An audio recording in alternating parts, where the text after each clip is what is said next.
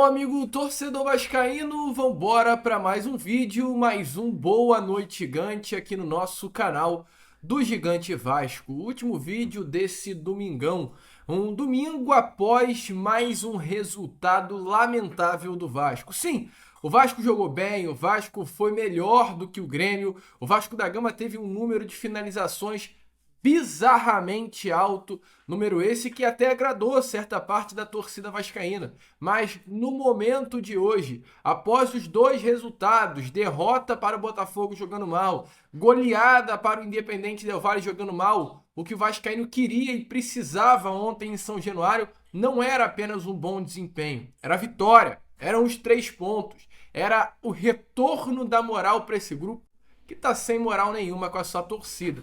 Mas enfim, a gente vai falar muito sobre isso aqui nesse vídeo, falar um pouquinho também sobre a questão aí do atacante Pablo Verratti, tem oferta também por jogador do Vasco da Gama e além dessas muitas outras novidades, muitas outras informações para você nesse último vídeo deste domingo, dia 20 de julho. Mas antes de começar aqui o vídeo, antes de deixar todos vocês muito bem informados, né, sobre o nosso Cruz Maltino, como sempre faço aqui no canal, eu quero dar as boas-vindas a todos vocês que estão chegando aqui pela primeira vez. Para quem ainda não me conhece, amigo vascaíno, muito prazer. Eu sou o Lucas, você está no canal do Gigante Vasco e esse daqui é o canal do torcedor vascaíno. Para você que não sabe, eu tô aqui todos os dias, 3 vezes por dia. Acorda Vascão, sempre às 7 horas da manhã em ponto. O Fala Gigante, que é o segundo vídeo do canal, chegando sempre pela parte da tarde. E o Boa Noite Gigante, que é o terceiro e último vídeo do dia, chegando pela parte da noite para fechar o seu dia com chave de ouro e as últimas informações do nosso Vasco. Então eu, Lucas, conto muito com você, conto muito com o seu like, o seu joinha, o seu gostei, que é de suma importância para o crescimento e a divulgação aqui do nosso conteúdo. Vamos juntos, né? Fazer de um canal do Gigante Vasco cada vez maior aqui dentro da plataforma do YouTube. Show? Vamos embora então, sem muita enrolação, amigo vascaíno, falar logo, né, de Vasco da Gama.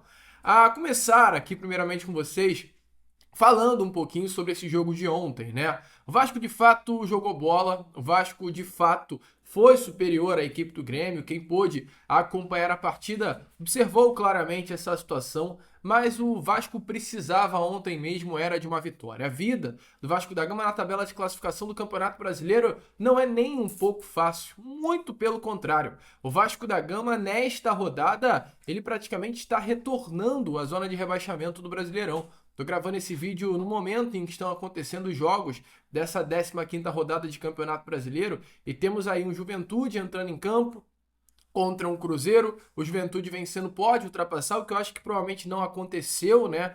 O Vitória entrando em campo contra o Red Bull Bragantino no Barradão, o que pode vir a acontecer. O Vitória vencendo ultrapassa a equipe do Vasco da Gama e um Fortaleza que entrou em campo ontem, então por incrível que pareça o Vasco nem tem chance de entrar na zona de rebaixamento, mas tá perigando ali. O Vitória provavelmente vai vencer o Red Bull Bragantino ou venceu, né, dependendo aí da hora que vocês estão assistindo esse vídeo. E o Vasco se aproximou ali, o Vasco tem 14 pontos. O Vasco está do lado do Z4 do Campeonato Brasileiro. E é mais um ano, é mais uma temporada com esse fantasma da zona do rebaixamento bater na porta. Isso não pode acontecer. Isso tem que mudar, tem que ser novo, né? O Vasco tem que entrar no ano e deixar o seu torcedor vascaíno tranquilo com relação à possibilidade de cair para a zona do rebaixamento.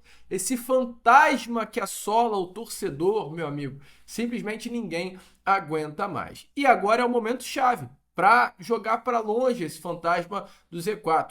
Ainda estamos na 15ª rodada de Campeonato Brasileiro, ainda teremos pela frente mais 23 rodadas e ainda teremos pela frente, né, mais 3 rodadinhas aí do primeiro turno do Brasileirão, sendo que o Vasco tem um jogo atrasado contra o Juventude desse meio de semana que o Vasco não entrou em campo. Então, ainda são 4 partidas no primeiro turno onde o Vasco tem 14 pontos conquistados. A média para não cair o número ali mágico são 45 pontos. Mas precisa vencer um Juventude, precisa vencer mais 2 desses 4 jogos para dar uma aliviada nesse primeiro turno e olhar para o segundo turno virando essa chave. E essa virada de chave passa muito pelo técnico Fernando Diniz. Que de fato, como falou ontem, o Vasco jogou bola, o Vasco foi bem. Se continuar com a postura de ontem, o Vasco vai conseguir conquistar vitórias, vai conseguir conquistar pontos e vai dar uma aliviada para o restante da temporada. A pergunta que fica é: será que dá para confiar nesse grupo? Será que dá para confiar nesse elenco? Ontem, por exemplo, o lance do gol do Grêmio. Uma pataquada, meu amigo torcedor. Uma vergonha. Um lance em que o Paulo Henrique tem a bola dominada. Inventa, faz o básico. O Paulo Henrique é um jogador que, sinceramente, às vezes o vascaíno vem aqui e fala que o Paulo Henrique é um atleta de seleção brasileira. Porque o Paulo Henrique ele tem tributos de um lateral direito top. O Paulo Henrique é rápido, o Paulo Henrique é intenso, o Paulo Henrique chuta com as duas, joga com as duas. Ontem ele deu um chute do meio da rua de esquerda, sendo que ele é destro que levou o perigo ao gol do Grêmio. Paulo Henrique é um jogador quebrador de linhas, Paulo Henrique é um jogador de mano a mano. Entretanto, Paulo Henrique é um jogador que mesmo com atributos de top, faz cagada e fez cagada ontem. Simplifica o lance, meu filho. E ele tenta driblar, escorrega, perde a bola, o Grêmio rouba a bola. Aí a bola para nos pés simplesmente do João Vitor. Simplesmente do João Vitor. Que caga também. E que bom que foi em cima dele. Porque tá na hora do João Vitor rumar a outras coisas. Tá insustentável a situação desse rapaz. Escorrega, vaiado pelo torcedor vascaíno, e na falta que ele comete, leva o cartão amarelo, tá fora do próximo jogo. Ainda bem, o João Vitor não enfrentará a equipe do Internacional. Tá suspenso para o jogo do próximo final de semana. E do gol, e da falta, perdão, dá origem ao gol do Grêmio. Então, assim, uma situação insustentável, um sistema defensivo patético do Vasco da Gama. É necessário mudanças o quanto antes. Leva em conta agora, não temos João Vitor. Leva em conta agora, com Maurício Lemos, o que vai acontecer? Porque não tem prestígio do técnico Fernando Diniz. Então, quem vai entrar na vaga do João Vitor no jogo contra o Inter? É uma dúvida, situações tensas que o Vasco da Gama de fato está passando. Amigo torcedor vascaíno, mas além do João Vitor, tem outros jogadores que também precisam, né? Como se fala aquele ditado, dar linha na pipa. Mas não dar uma linha na pipa em definitivo. Mas o técnico Fernando Diniz tem que observar. Sim, o técnico Fernando Diniz tem que observar a situação do João Vitor e tem que observar a situação do Pablo Verratti. Insustentável o senhor camisa 99 do Vasco, tá? E o que mais me revolta é que tem muito torcedor vascaíno que trata o Verratti como intocável. Colocou no Verratti um status que não deve ser colocado. O Verratti é um jogador especial? Claro que é um jogador especial. É claro que tem o carinho por parte da torcida vascaína sobre o camisa 99 do Vasco, por ter livrado o Vasco do rebaixamento em 2023. E sim, o Verratti livrou. Se não fosse pelo Verratti, o Vasco teria caído para a Série B. Por ano passado ter dado ao vascaíno o sonho de conquistar uma Copa do Brasil. Ele teve participação naquele período do ano, naquela competição. Mas o Verratti não é ídolo, cara. Vamos colocar isso na cabeça. E mesmo se fosse ídolo, nenhum jogador pode ser maior do que o Vasco da Gama. E eu falo com prazer de falar isso. E é para o torcedor vascaíno começar a entender. No Flamengo, meu amigo, teve um jogador que em 2022 conquistou o título da Libertadores para os caras, sendo o rei da América, um dos melhores centroavantes do futebol brasileiro, que é o Pedro, jogador de Copa do Mundo, que não é nem relacionado por não estar treinando bem. Não tem vaga cativa. O melhor centroavante da América do Sul não tem vaga cativa no time dos caras. O Cano, que é o maior ídolo da história do Fluminense, é banco no Fluminense. Não tem vaga cativa. O Everaldo é o titular. Eles trouxeram o John Kennedy de volta por entender que o Cano acabou. Eu vejo os comentários da torcida do Fluminense falando, chegou a vez do Cano, acabou, deu tempo, a idade chegou. E aí a gente vê o Vasco em si colocando o Pablo Verratti num pedestal que não é para ser colocado. O Pablo Verratti é ruim, desde o início sabíamos. Só que o Verratti fazia gol e não tá fazendo. Então, a partir do momento que o centroavante é ruim, não colabora, né, na parte tática, porque não colabora.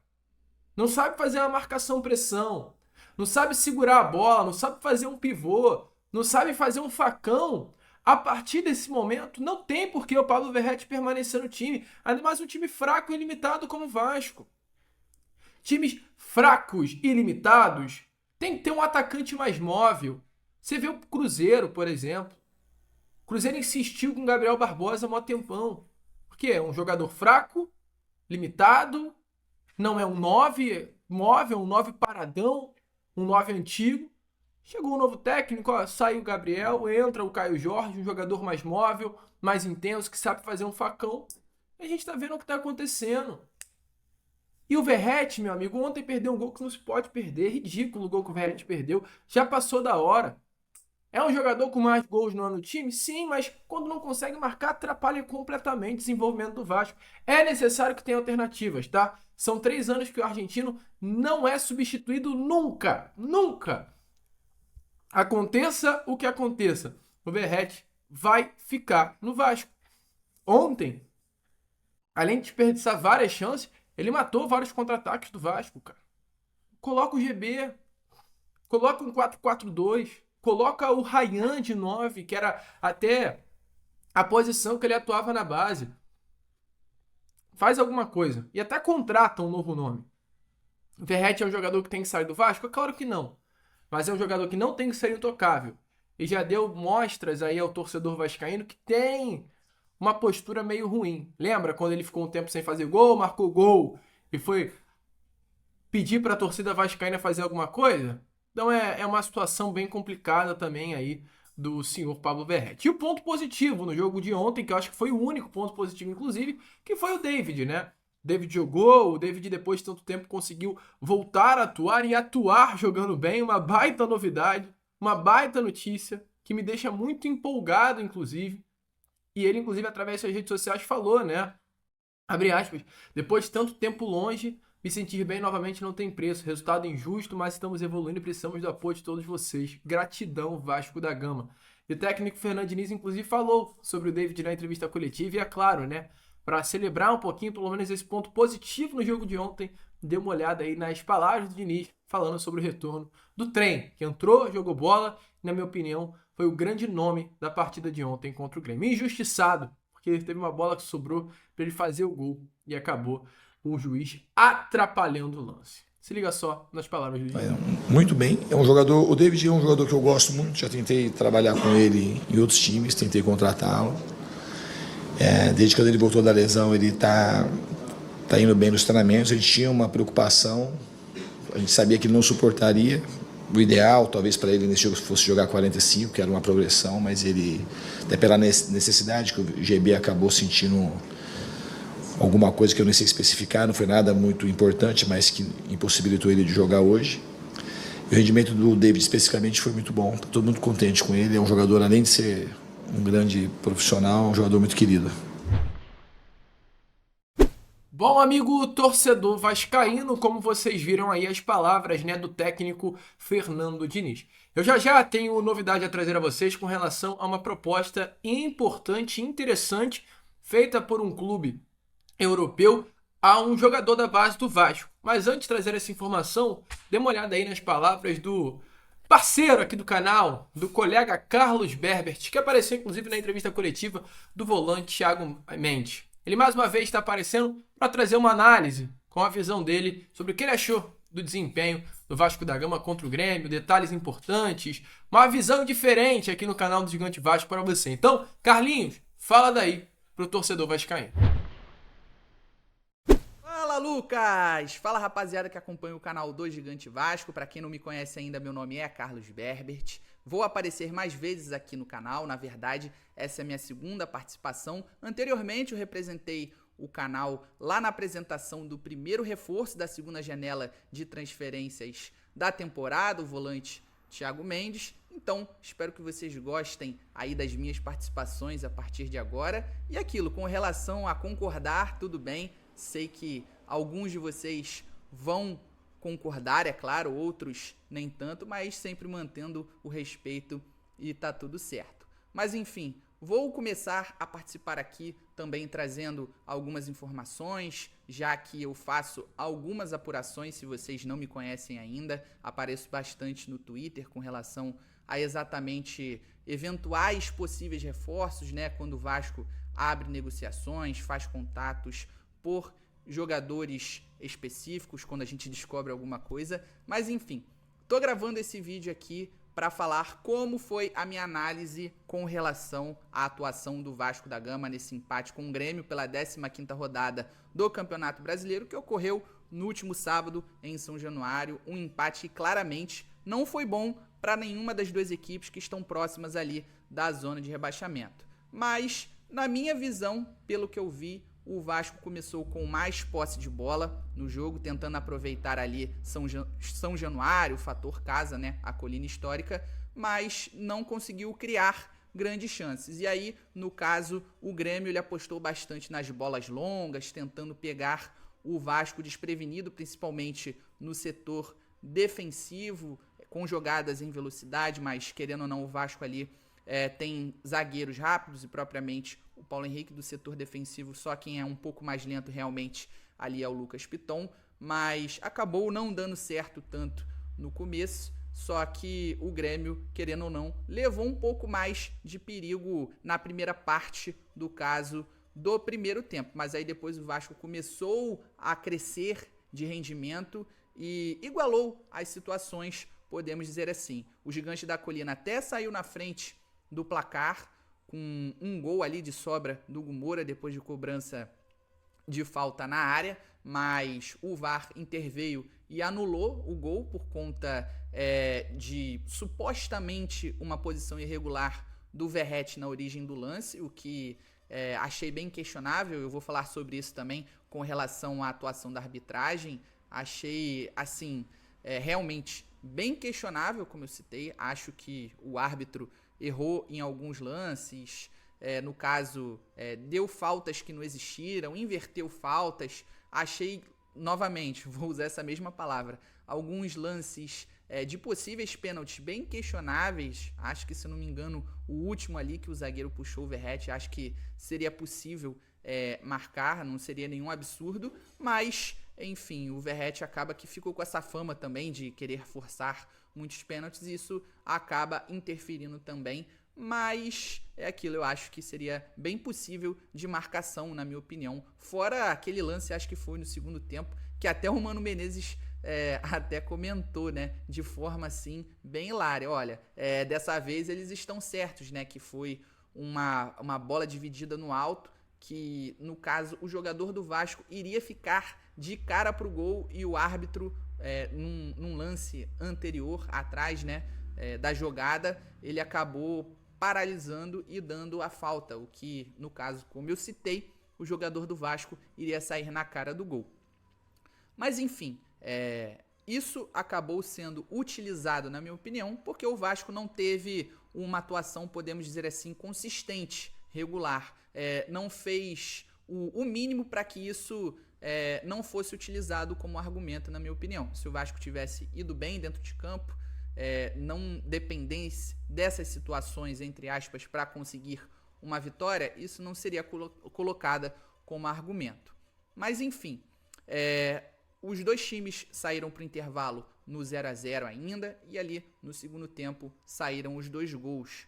O Vasco começou a apostar com finalizações de longe do Ryan, principalmente. Em uma delas o Thiago Volpi espalmou, gerou o escanteio que o Nuno Moreira ele cobrou, e aí depois acabou sobrando para o zagueiro Lucas Freitas dentro da área, e ele fez 1-0. Mas depois eu acho que o Diniz também errou nas substituições, né? Já é a segunda vez que ele tira um zagueiro e aí recua o Hugo Moura, no caso como zagueiro, obviamente, e colocou o Matheus Carvalho como volante. E aí eu acho que chamou o adversário. Não coincidentemente, o Grêmio voltou a crescer na partida e conseguiu um empate dentro de São Januário. Foi menos pior aí pro time gaúcho, né, pro tricolor gaúcho, esse empate do que propriamente para o Vasco. Até porque, primeiro, ele era visitante e, além disso, está um pouco acima na tabela, com não lembro exatamente quantos pontos a mais. Mas o Gigante da Colina agora corre o risco de entrar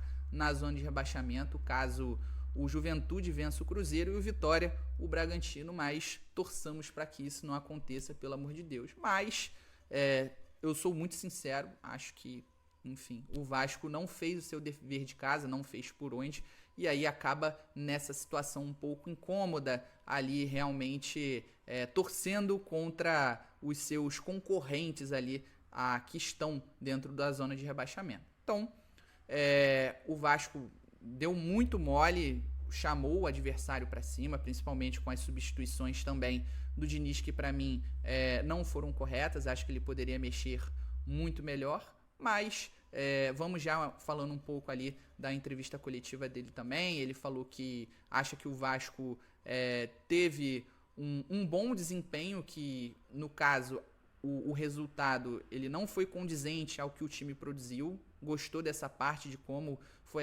foi no caso o aspecto da produção do Vasco na partida e faltou eficiência, pelo que o Diniz falou, e inclusive ele demonstrou assim uma certa, como é que eu posso dizer, uma certa crença que o Vasco pelo menos consiga repetir o placar do jogo contra o Independente Del Valle na próxima terça-feira dentro de São Januário e talvez levar para os pênaltis, né, a decisão para os pênaltis pela forma, pela produção da equipe, segundo ele, que o agradou bastante. Então, isso me chamou muito a atenção, fiquei um pouco surpreso, assim, sabe, com essa declaração dele, mas enfim. Aí ele falou também sobre a questão da escolha do Matheus Carvalho, que é um garoto jovem que consegue entregar, treina muito bem, por isso que ele escolheu utilizá-lo novamente. É um jogador que é bem criticado ali, com relação a torcida não gosta tanto dele, mas enfim, falou também da possível volta do Barros, né? Falou que conta com o jogador, que ele vai retornar, e outros assuntos também. Beleza, galera? Então é isso, espero que vocês tenham gostado aí da minha participação nesse vídeo, da minha análise, e espero vocês também na sequência dos próximos vídeos, beleza? Então é isso, tamo junto e até a próxima. Valeu! Bom, amigo torcedor vascaíno, essas foram as palavras, né, do Carlos Berbert. E para fechar aqui com vocês, antes porém, deixem nos comentários se vocês gostaram aí, né, da opinião dada pelo Carlinhos, né? O que você achou, se você gostou da participação dele, se você já conhecia o Carlos. E para fechar aqui com vocês esse Boa Noite Gigante, uma informação rápida, porque ontem o jornalista Lucas Pedrosa trouxe a informação que o Porto B, clube do futebol português, né, o Porto, o Grande Porto, tem um clube B disputando a Série B do Campeonato Português, a segunda divisão. E este clube do Porto teve interesse na contratação do Felipe Gabriel para atuar nesse segundo time do Porto no Campeonato de Portugal. O garoto é cria, recebeu uma oferta de empréstimo com opção de compra, com projeto de futuramente ser utilizado na equipe A. Entretanto, o Vasco vê um potencial absurdo no goleiro Felipe Gabriel. O goleiro Felipe Gabriel é um dos grandes nomes, né, do Vasco da Gama, da base Cruz Maltina, e por isso o Vasco negou a oferta. O goleiro, inclusive, já treina em diversas oportunidades no time principal e por isso, depois dessa oferta do Porto chegar à mesa, o Vasco se atentou e vai levá-lo para integrar o elenco principal. O Vasco tem por objetivo, no futuro, Felipe Gabriel ser um grande nome aí, né, do gol Cruz Maltino, da meta Cruz Maltino, até olhando para a possibilidade de saída do Léo Jardim. Assim que Léo Jardim sair, ou por uma oferta do futebol europeu, né, uma venda, o Felipe Gabriel é o substituto que o Vasco entende para o gol Cruz Maltino. Boa notícia? Deixe sua opinião aí nos comentários. Felipe Gabriel fica no nosso Vascão. Como eu sempre falo aqui, muito obrigado por você ter ficado até o final. Amanhã às 7 horas em ponto eu tô aqui de volta para trazer ainda mais novidades e informação a todos vocês. Vamos que vamos, curta, compartilhe, se inscreva e como eu sempre falo aqui no canal, saudações vascaínas!